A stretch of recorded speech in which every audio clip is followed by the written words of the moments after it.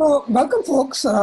Today, I wanted to cover the option basics so that a lot of people some of the folks in this group are not very well aware of the options, but it's like for those of you who know it, it will be like a refresher.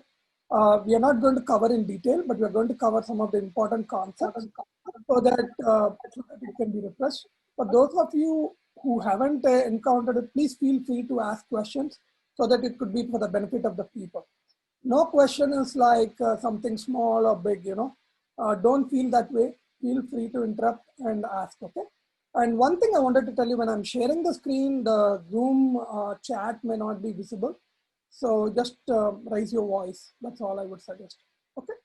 So let's move on. First of all, what is an option? Option is nothing but in the trading world, it's an exchange tradable derivative product. When I say this exchange tradable derivative, when we think of derivatives, most of you here in this call might be owning homes, and you would have heard about mortgage-backed derivatives, something like that, right? So what is a derivative? A derivative is something that is dependent on some other thing. For example, an option price is dependent upon the underlying stock price. So it's called a derivative. It's not, that means its primary source is like something else. So that's why it's called a derivative. So exchange tradable derivative product. Its price is based on the underlying product. So what is this product? It could be stocks, currencies, ETFs, commodities, or even bonds. So how do these options work? What is the general definition? It's a standardized contract between a buyer and a seller. So the person who buys a call, like you might have heard about calls and puts, which we'll talk in a bit later. But basically, this is a standardized contract. What do we mean by this standardized contract? Let's see in the next slide. So usually an option represents 100 shares of its underlying stock. That means when you say, hey, I am buying one option, that means you are buying 100 shares of this underlying stock. For example, Apple, you're buying one option of Apple. That means you have the right to buy 100 shares of Apple before that expiration. So we'll talk about that. What is an expiration? Option is nothing but it's just like a stock with its expiration on it. So usually the expiration cycle is set to the third Friday of the month. This was like before the weekly options came into play. Starting 2005, we have been having weekly options on many of the equities available on every Friday. In addition to these weekly options, we also have something called as minis. These minis are not still popular, but those have been brought out for people who have less capital. For example, minis represent 1/10 of a option. That means it represents 10 shares of the stock. Did somebody have something? Okay.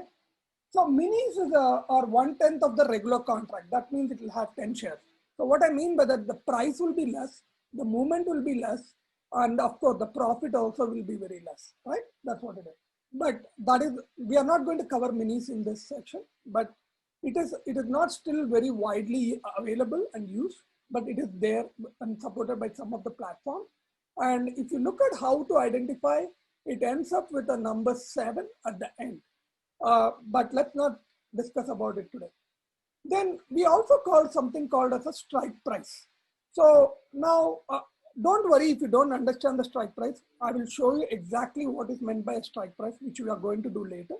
But just try to grasp me. Strike prices are preset.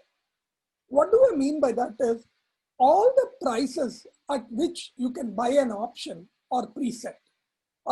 For example, you cannot say, for example, you have a stock which is greater than $100.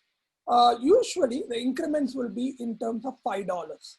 That means they will have a strike price at $100, then they will have a strike price at $105, then $95 up to 0, and then whatever to the infinite on the other side, 105, 110. So you cannot have a strike price like 99 or like 101, 102, like that. So it's all preset. Now you might be wondering who sets this standardization, right? This is done by somebody called OCC. It's called as an option clearing committee. Think about it like a broker, okay? In fact, if you have been trading options for a while, you don't even know who, like every time you buy a call, buy an option, there should be somebody who is selling that option, right?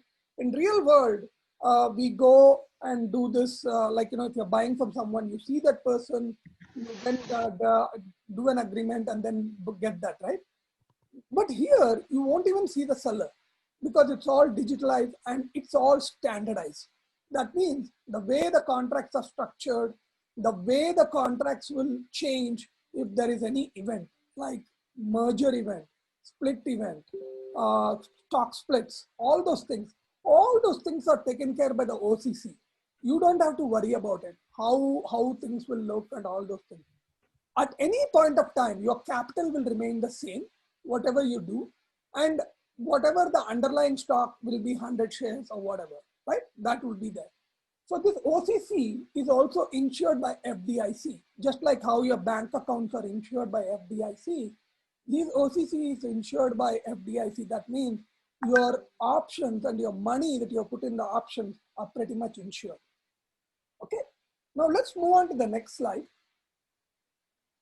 Predominantly, let's talk about the option types, right? These are the different things. But predominantly, there are only two types of options, guys.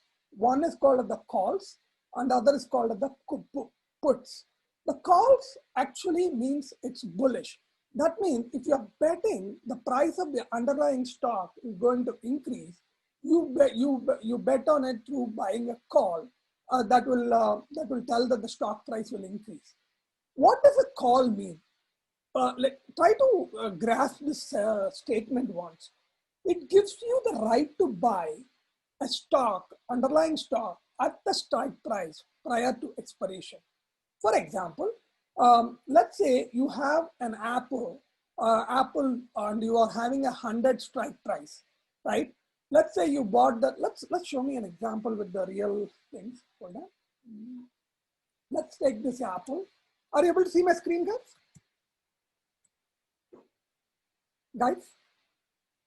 Yes, we can. Yeah, okay, cool. So let's say we are right now, the stock price is at around 116.50. Let's say if I take this 100, so these are called the strikes, guys. Remember, I was telling you, all these are called as the strikes. You will have different strike prices, 111, 112. This is like this. And then it is all like, this is all fixed, 113, 115 and all those things. Usually, so this is how it will be, but the next weeks and all will be different. So it's like $1 strike prices also sort of there. So this is all preset by the OCC. Now, what I'm saying is, if you buy at 100, let's say you buy at 115, at the expiration, let's say you have the right to buy back the stock at that expiration. Let's say you can say you have either two options. You can sell your right to buy the stock at expiration to some other party, or you can exercise that right to get the stocks. Okay, it will be more clear later, but just wanted you to understand that sentence. Just try to grasp that. So it is basically the right to buy at the strike price prior to expiration. And then the puts. Puts is like, sorry, this is wrong. Puts means bearish. It gives you the right to sell at the strike price prior to expiration. Now, you might be wondering why they name these calls and puts. So remember I was saying, when you're buying a call, you're actually, when you're buying a call, that means somebody on the other side is selling those calls to you. At the expiration, what you're taking is, you're taking away why we call it a call, because you're taking the calls means you're taking the shares away from the seller. That means you take the right to buy at the end of the expiration. That's why you're taking the shares away from the seller. That's why we call it call. Puts means it's the other way. You're saying, hey, I give the right to short. That means I have the right to give you back the shares to the seller back. So the seller, basically as a buyer of the call or the put, you have the right to buy. That doesn't mean that you have to always exercise. You just have the right to buy and you have no obligation at all. Okay, just wanted to bring that point again. So let's move on to the next slide. Option buyers, right? These guys, option buyers, they own the long position. Now, I said this long position can be bullish or bearish. Basically, if you're on a call, you're bullish. If you're bearish, if you're on a put, you're bearish. As I said, buying a call is right to buy a stock at a specified price, but not obligation. And also, you have early exercise rights. That means you can sell it to the third party, and you can do all those things. Similarly, buying a put. Now, one thing you might want to see is option buyers do not get dividends or voting rights. For example, if you own a stock, you would get a dividend. But option buyers, though they are long in the stock, I mean, though the calls represent a long position in the underlying stock, you don't get any dividends or voting rights. Then when you are doing this long ownership, it always results in a debit. That means you have to take money out of your account to buy this. Now, you might be wondering a couple of things, right? Hey, what is the disadvantage? Why would I want to do options, right? Why is it like, why people talk about options? I don't get any dividends. I don't get any voting rights. So why is it so good, right? Now think about it like this.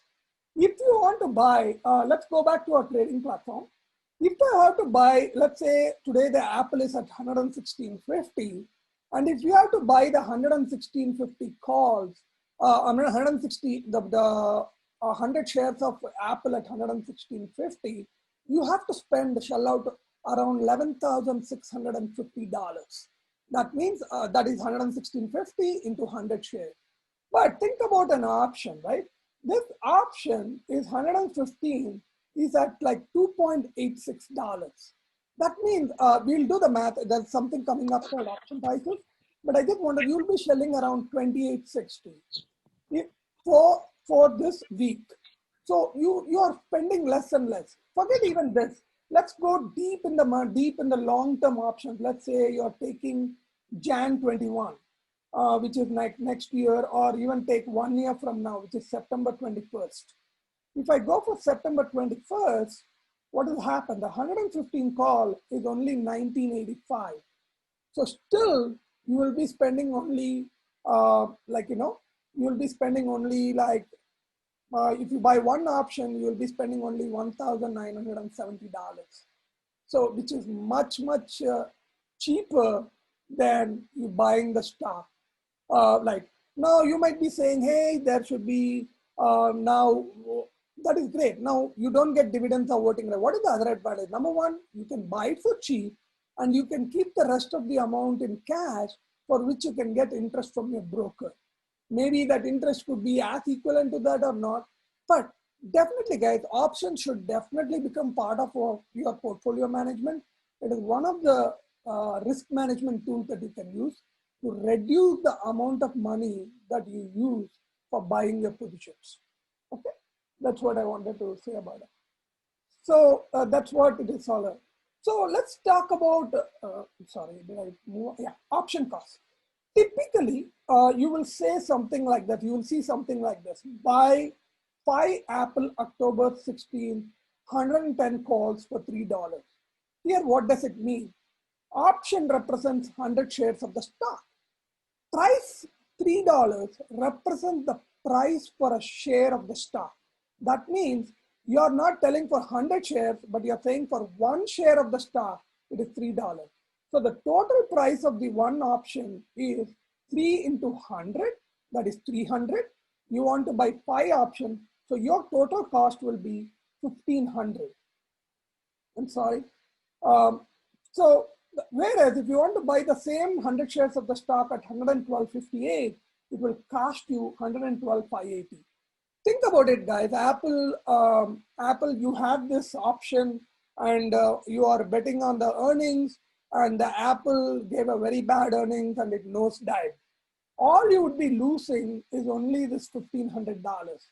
Whereas this money you would have done, if let's say if Apple goes to 60 or 50, you would have lost half of it, which is $6,000, which is 4 times the value of it. So definitely that's why options, you need to leverage the prices. So just wanted to think of an option like a coupon, guys. We all go to get our oil change, right? So we get a coupon. How does the coupon say?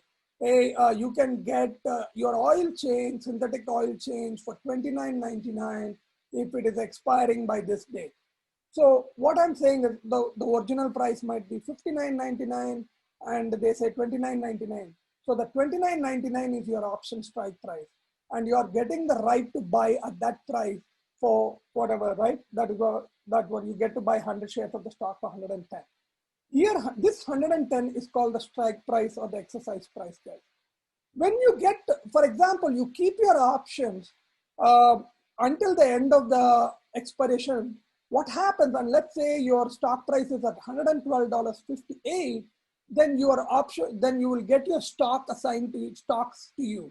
So that means your price, buying price would have been 110, but you would get the stocks at 100. So you got a discount.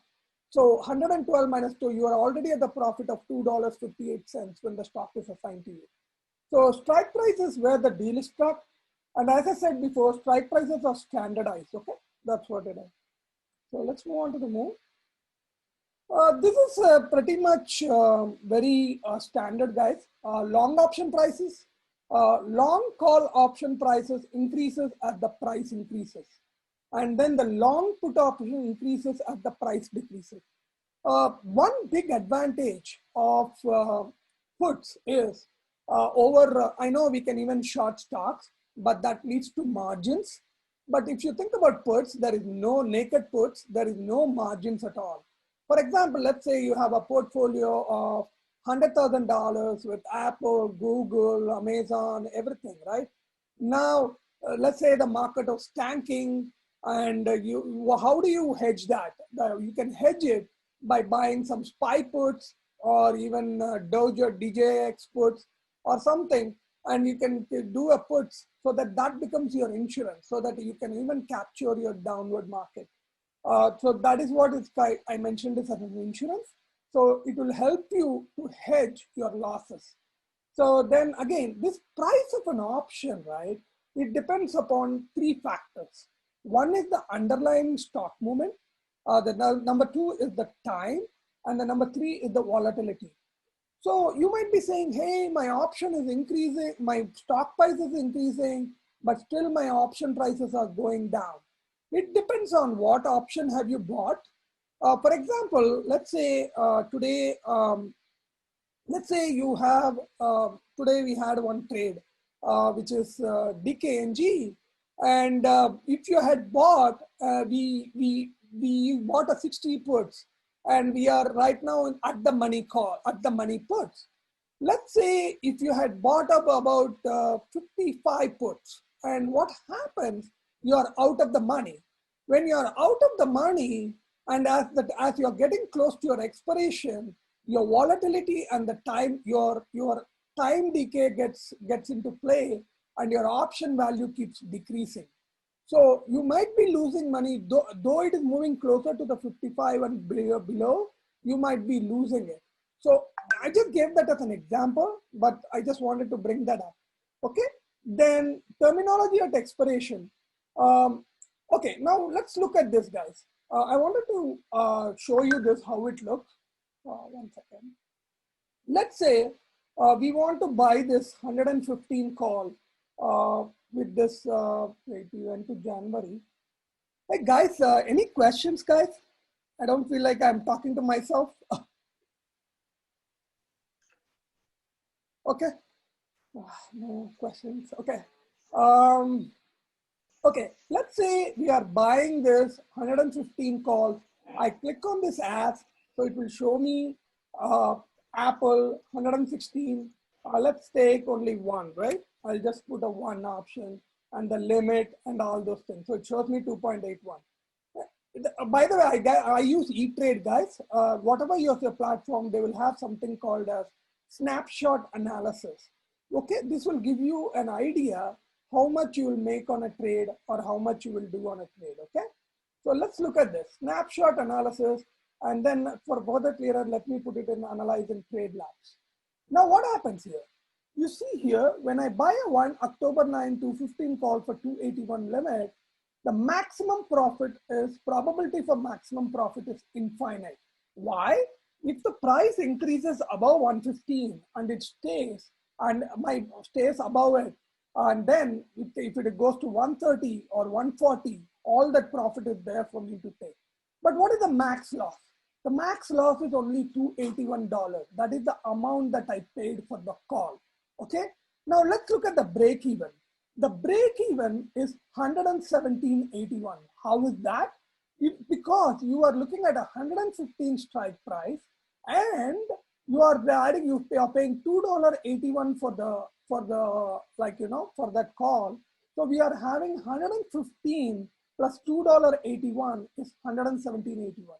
By the way, guys, all this break even, max loss, and profits are only at expiration.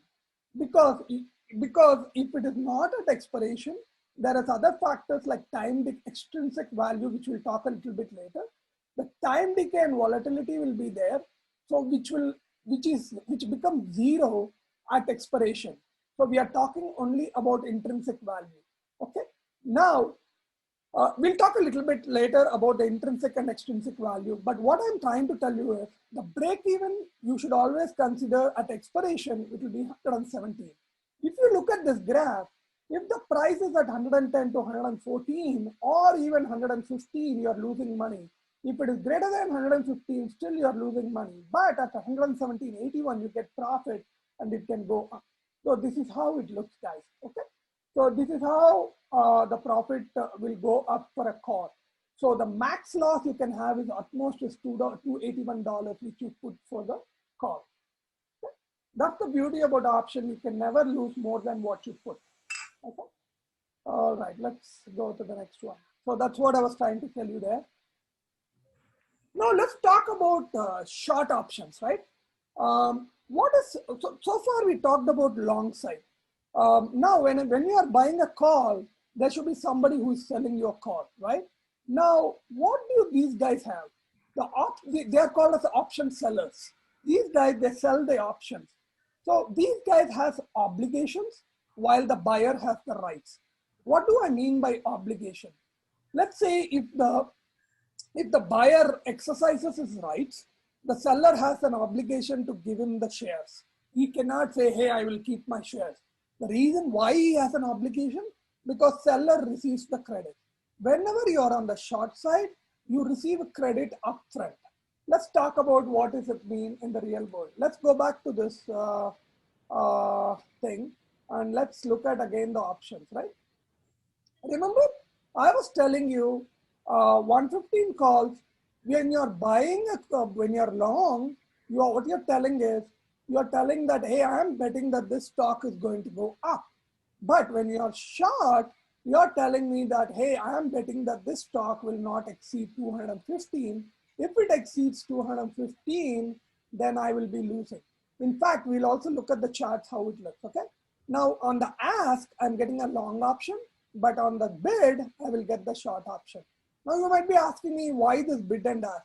The difference between the bid and ask is how the market makers make the money. That's a different topic, but let's not get there. But let's click on this $2.76 on a 150. So what happens? Okay, look at this. You're telling, let's take one option so for the convenience. So you're telling me, sell 1 October, limit day to open. So you're telling me I'm selling a call for 115. Wait a minute, is this selling? Yeah, it is selling, right? So you're saying that I am selling this call, and then you're saying limit to 81, 276 to 86. This is how it is, right? Now let's look at the same thing in the trade lab again. How does it look? You see this? You see this? If you see here, if the price is 110, you are still profitable. Whatever credit you got, the $2.76 remains with you, 276. So what is the max profit? Again, it's 281. Max loss is again this one. I don't know, this is not showing up correctly, but the graph is like this one. So the risk profile, you see this, 110, 114, you're like, okay, you're still making money. But the moment it went, you see that the moment it crosses this 115 and you paid that 117.81, this is where you're starting to lose money. Now you can lose infinite amount of money as the stock goes up.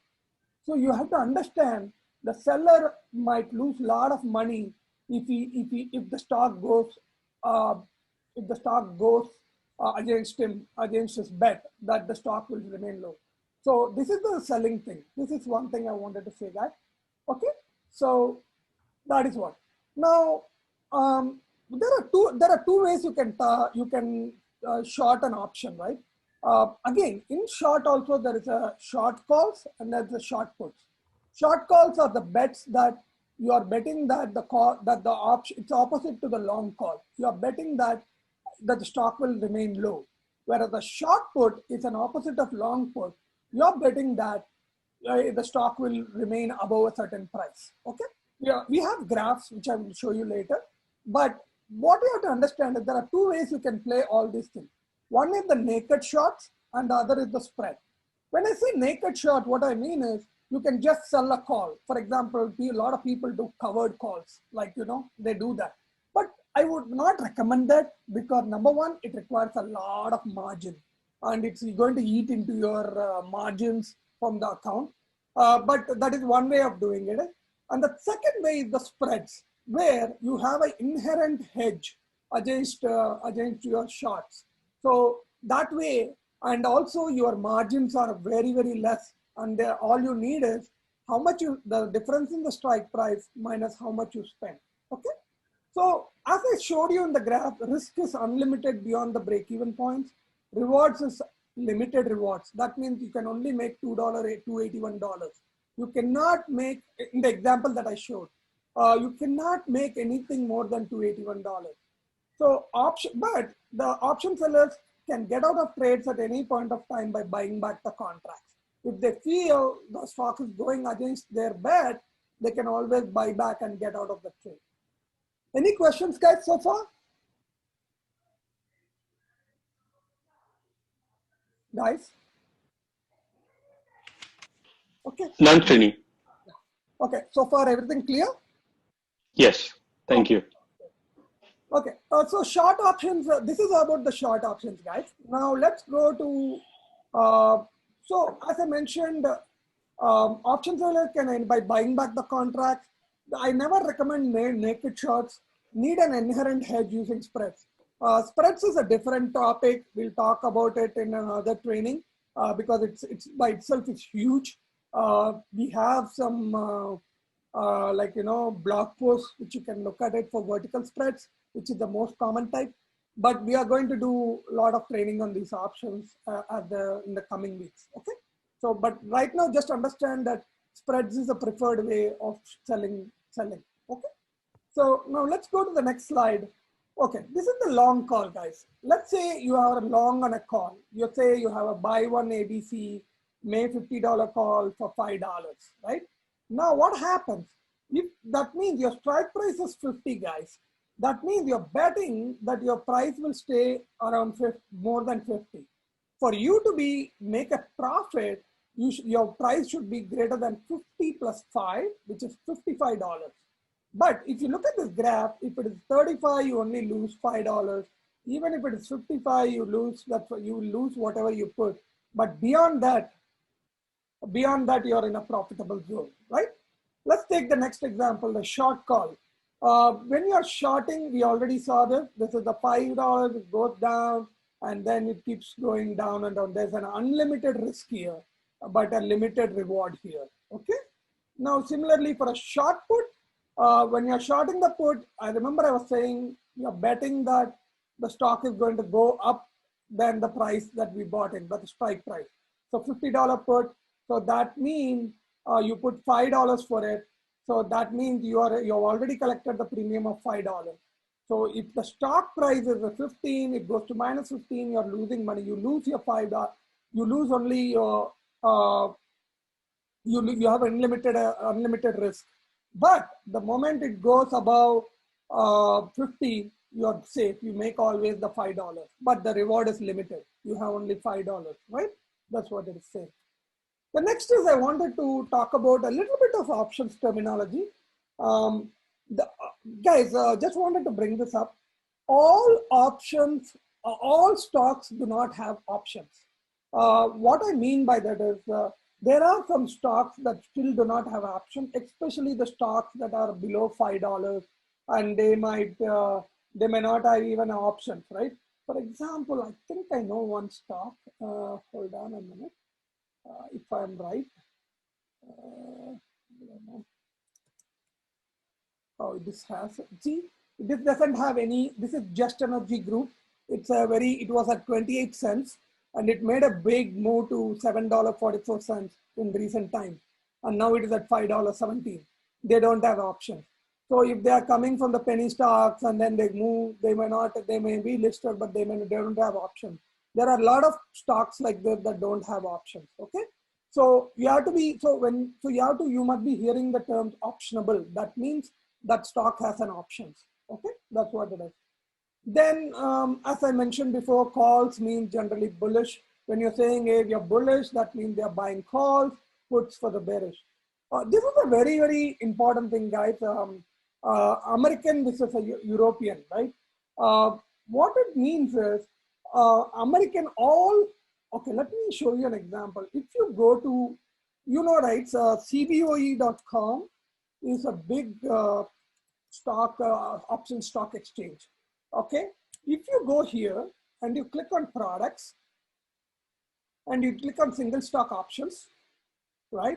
And let's see what happens here. Let's create the equity option specs.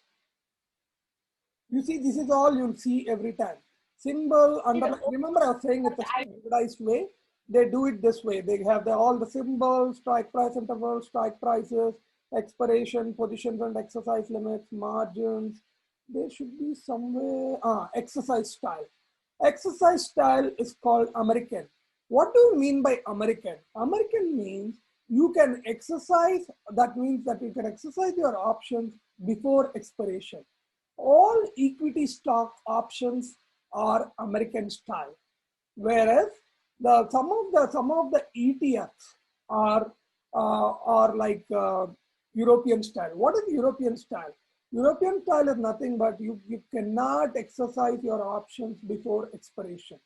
So that is so because of that, the American style options are expensive because you get more accessibility to the options than the European style. What is one example for the European style? Let's look at it. You must have heard about volatility, right? Volatility and let me show you that. CBOT volatility index options. If you look at VIX, I'm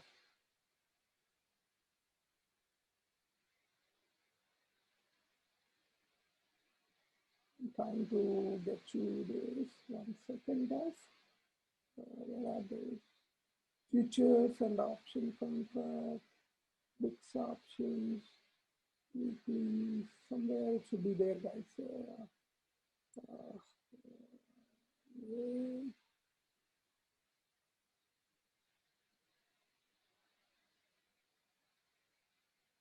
Historical options data, no, not that. They changed something here. Okay. Trying to see guys, but let's see options, CBOE, volatility index. Okay, let's see this exchange traded product options. Option exchange on US stock price index, option traded products, stock. Sorry guys, I'm taking longer than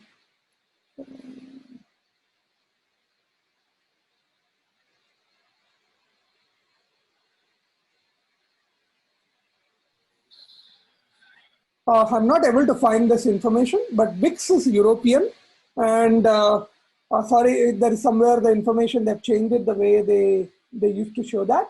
But the European, what happens is they cannot trade before the expiration. That means you have to let it expire, and then you have to do that. That is what is the options at expiration.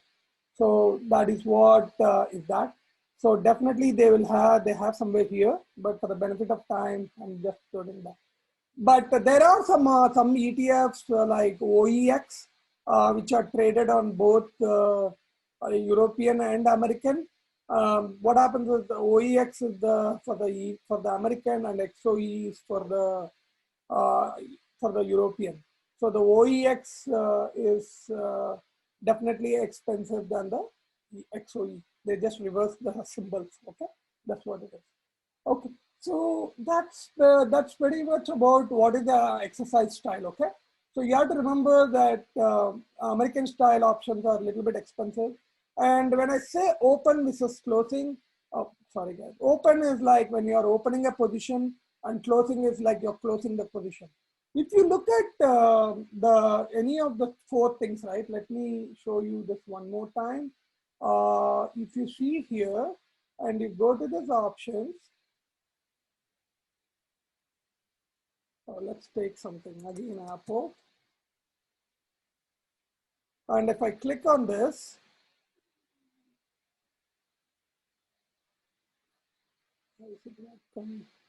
okay.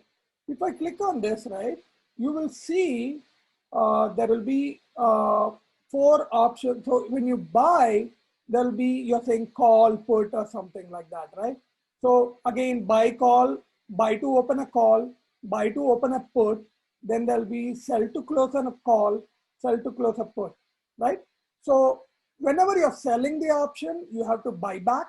When you're buying option, you have to always close it with the sell to close. Okay, so that is what it is. So you have all these options in these things. Okay, now let's go back to the presentation. So option price, this is very, very important. Option prices is made up of two components. One is intrinsic value and one is extrinsic value. Let's look at this, right? Let us look at here. Let's take example of $115, right? Let's take this option, right? What is intrinsic value? Intrinsic value is the value that is related to the stock movement. If I take this 115 call, the call price is at $2.86. But what is the corresponding stock price? It is at 116.50. So if you're talking about 116.50, what is the intrinsic value? Intrinsic value is the difference of the price between the stock price and the strike price that you're considering. So 116.50 minus 115 is $1.50. So that means my intrinsic value is $1.50. You have to remember this is expiring on this week. So where does the additional $1.36 come from? The $1.36 is called as an extrinsic value, and it is the premium that you are paying for this option. The intrinsic value $1.50 is the immediate benefit. They call it as an immediate benefit. That means you can immediately recognize that benefit if you buy that. But you're paying an additional premium of $1.36 to own that option. Now, this extrinsic value, as it gets closer to the thing, remember I told you it consists of two things, volatility and time decay. So time, this time gets eroded as you get closer to the expiration. So let's say on an expiration day, let's say on October 9th, the price is still at 116.50. What do you think will happen to the option price? The option price will be at $1.50 on a Friday afternoon. The reason being is all the extrinsic value is eroded. That means you will only have intrinsic value. If the price is greater than the strike price that you consider, that is, we call it as in the money. If the strike price is equivalent to the stock price, that is at $115, the option value will be zero. If the option price is out of the money, let's say it is less than $115, your option price will be zero. There are only two ways that the option price can end, guys. It can be either worthless or it can have an intrinsic value. Okay, that's the only way it can get closed at an expiration. Just wanted to bring that up. Okay, okay, let's go back. In the money, at the money, out of the money. That's what I meant. I mentioned all these three things, right? In the money, at the money, out of the money. So now let's talk about volatility, guys. Volatility is like is something that, like, you see when the volatility is usually measured by VIX. The VIX, as the VIX increases, so does the extrinsic value of your option. When the volatility increases, all the calls and the put prices of the same strike price increases equally. What do I mean by that? Is only the extrinsic value is increasing because of the volatility, whereas the intrinsic value remains the same. Okay, so that's what we are saying. Now, different strike prices might have different volatility. How is this measured? There is an option geek called Vega, which we'll do on one of our trainings with all the option geeks like delta, gamma, theta, vega. There are 4 option geeks that we need to consider. But for right now, understand that Vega measures the option price susceptibility to the volatility. Okay, that's all it is. So remember, as the volatility increases, prices of all options increases. As the volatility decreases, prices of all options decreases. So the golden rule is buy low, sell high. So you need to buy when the volatility is low, and when the volatility is high, you need to take advantage of it and get out of the option. That's what it is. Okay, that's it. The next one is the time decay. Time decay, as I mentioned before, the extrinsic value erodes with the passage of time. At expiration, extrinsic values are 0. So intrinsic value will never be affected by the passage of time. Now, this extrinsic value is not linear. Oh, every day it will go little by little, decrease by decrease. No, that's not how it works. So I'm sorry, I have a different. For long-term calls, forget about the next 3 points, guys. It's a repeat. For long-term calls, let's say you have like a leap calls, right? The time decay happens the most in the last 30 days of expiration. But nowadays we have a lot of weekly calls and which are like very common.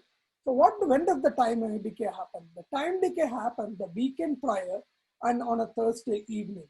Those are the 2 time periods when you have a huge time decay. Okay, so that we got to remember this. This time decay plays a significant role in the price of your option, because if you are playing so much, that is the reason why you need to be very, very deep in the money so that you can get most of your intrinsic value when the price goes up, because you cannot rely on extrinsic value and volatility. All right, it could erode as you get closer and closer to the expiration. Yes, Srini, quick question, Srini. I kind of missed out on what you said.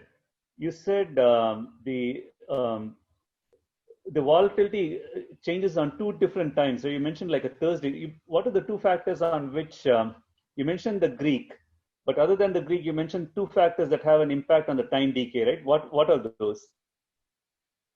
Oh, no, oh, okay. No. What I mentioned was the time decay is not linear. Is this? I'm sorry. Who is this? Who asked the question? Sorry. This is Senthil. Huh? Senthil. Hi, Senthil. No, I didn't mention 2 factors. What I was telling was the time decay is not linear. What I was mentioning was, if you have a long-term call, always before we had weekly calls, we used to have only monthly calls, right? So what I'm saying is the time decay happens the most at the 30 days prior to expiration. So that means it will start decaying from that point of time. Let's say you are 2 months away from your expiration. You may not see any time decay in that 60 day, from 60th day to 31st day. 31st day. So, but as you get closer to the 30th day, you will see time decay happening, right? Okay, you will see week after week and all those kind of things. But in the case of weekly calls, it is like every week there is an expiration, right? So if you are buying next week call, you will see significant, some kind of time decay happening on the weekend prior to that expiration. For example, if you are buying October 9 call on October 2nd, last week, you would have seen some time decay. And also on the Thursday, right? What happens is on the weekly calls, every Thursday, a new set of the calls for the next week comes up. The first set of calls come in. So what happens is, and the calls that are for this week will get time decay. So that is what happens on a Thursday evening. So Thursday morning, you will be able to trade the next week calls.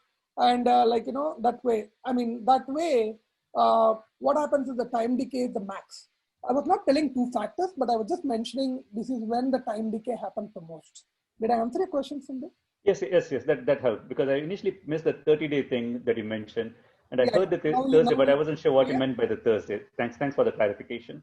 Yeah, no worries. Yeah. So this is what it is, right? Now I wanted to mention this, guys. Sometimes we get busy with work. This has happened to me so many times.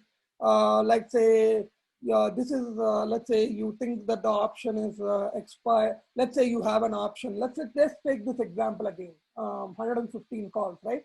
Let's say October 9th, you did this, and then you thought the price was like around 114 or something like that on a Thursday, and you said, oh, this is going to expire and I won't be making any money on it. I'm just telling you that. But for some reason, some news comes on a Friday morning or a Friday afternoon, and what happens is that the stock rises and it finishes at 115.01. I'm just giving a hypothetical example, or even $115.10. What happens is, even if it is 1 cent more than your option or your strike price, that will be exercised. That means what it will do is it will check if you have the money required to buy. Let's say you have one option. Like it will require to buy the 100 shares of Apple at 115, and it will assign it to you.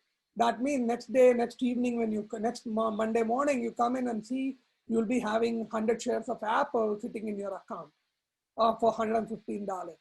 So it's not a bad thing, but again, if the price went to $117 or $118 on the expiration, you got it at 115. You only spent $11,500, but the price is currently at 120.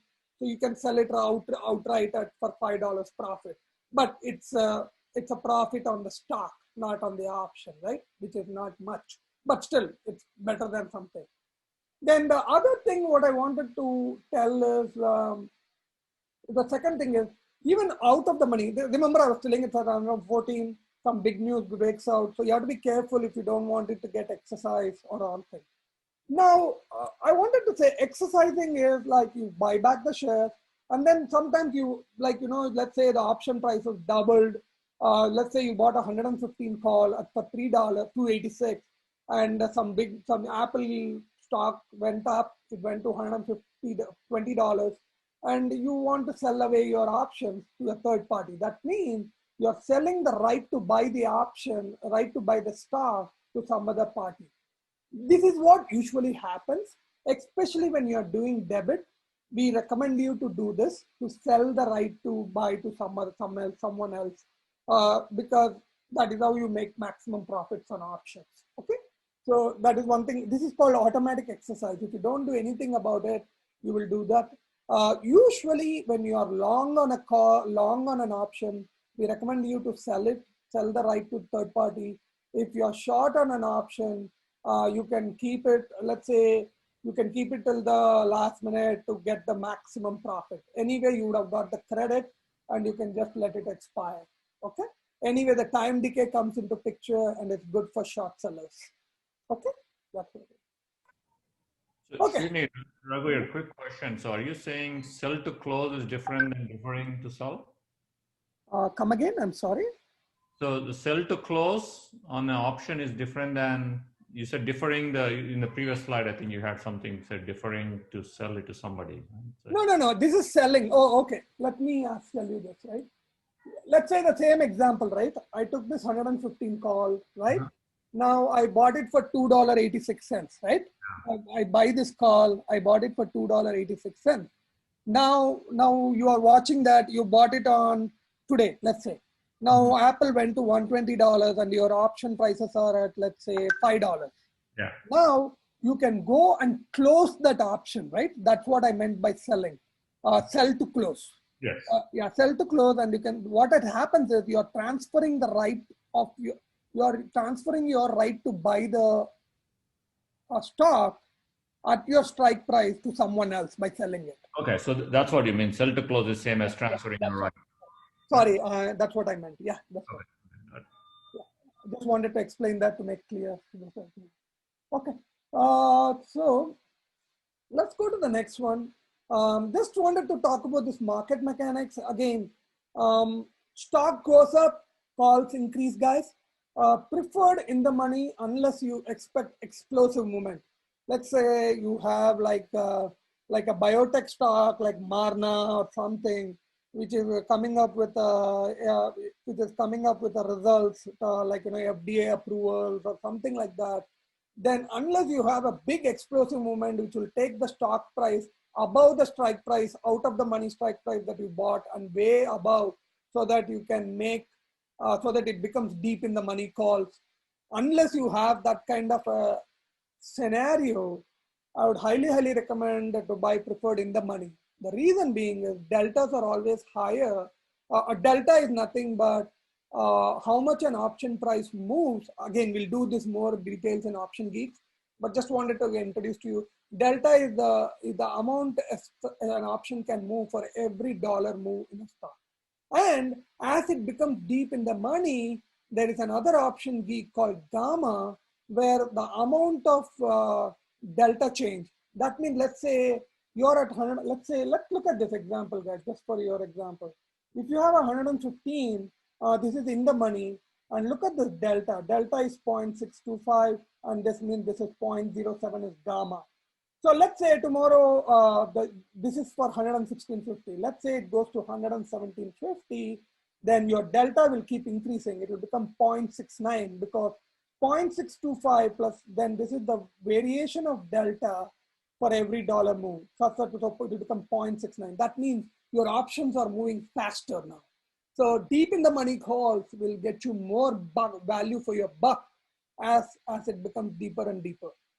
Does that make sense what I'm talking about? Anybody, can you please respond yes? Hello? Did I lose you? It does, Srini. Oh, okay. Cool.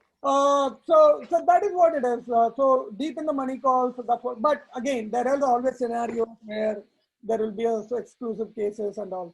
Stock goes down, puts increase, preferred in the money.